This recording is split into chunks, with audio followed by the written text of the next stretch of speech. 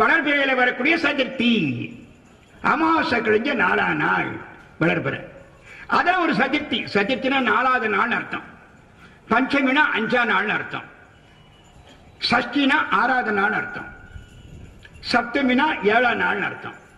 அஷ்டமி 8ஆம் நாள், நவமி 9, தசமி 10. அந்த வடமொழி சொல்லுது. ஆகவே தங்குனும் சதுர்த்தியில் தன்னை காணற்க, அவனை பார்க்காதீங்க. சதுர்த்தியில ஆவணி மாத வளர்பிற சதுர்த்தியில நிலாவை பார்க்க கூடாது.